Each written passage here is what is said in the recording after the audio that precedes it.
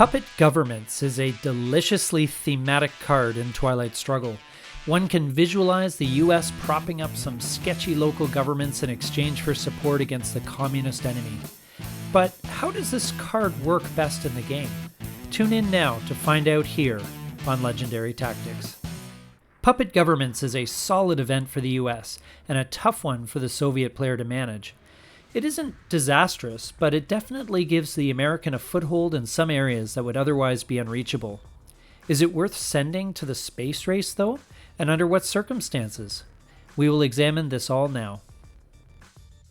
First of all, the event. Puppet Governments is a 2-op mid-war starred US event card.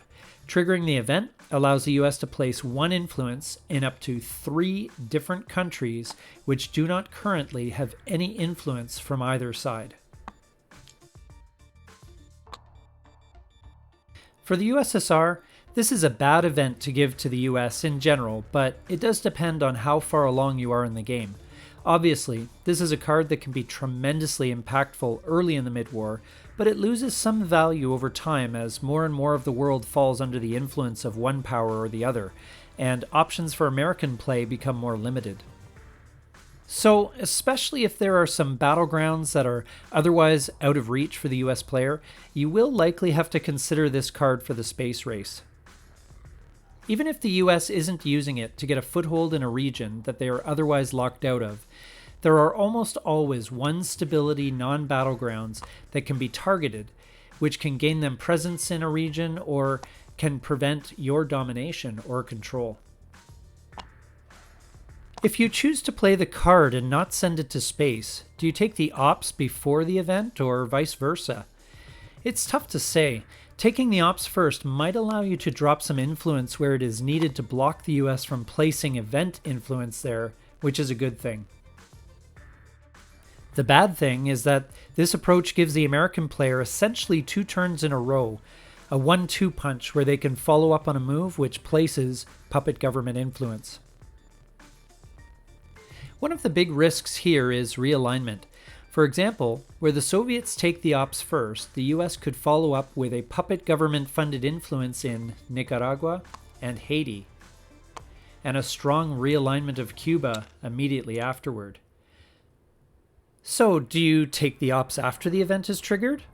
This is perhaps a generally better approach, but it still gives the US 2 more potential targets for the event's influence placement that could have been blocked beforehand. And 2 ops will not be good enough to repair the damage caused, so perhaps the preventative approach of taking the ops first would be best?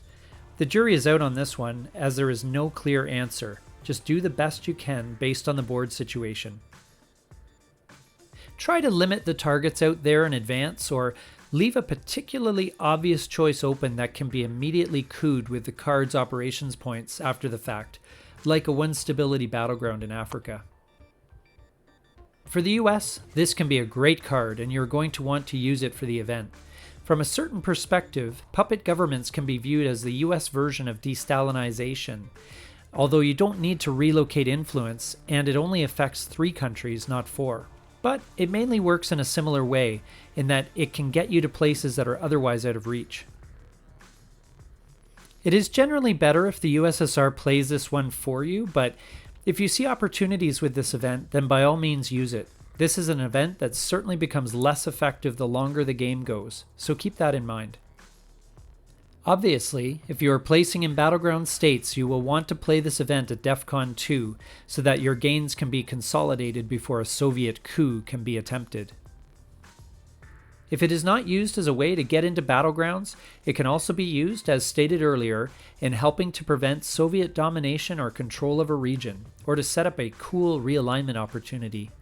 The classic example is placing influence in Nicaragua and Haiti, and following up with a realignment in Cuba, as mentioned earlier. Keep an eye out for less obvious spots to aid in realignment, such as Peru, or maybe even Czechoslovakia. These countries will generally require further investment, but at least Puppet Governments gives you the access you need.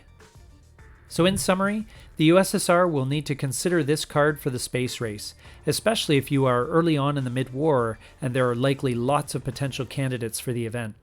Play the event with caution and with some preparation. Later on, the card may be useless, more or less, and you are fine to play it for the ops. And for the US, this card is great the earlier you get it. Later on, there just may not be enough juicy targets for the influence provided, and you will take it for the operations points. This has been our analysis of the Puppet Governments card in Twilight Struggle. We hope you got great value out of this video, and if you did, please consider liking, subscribing, and commenting down below. Thank you so much for watching, and we will see you next time here on Legendary Tactics.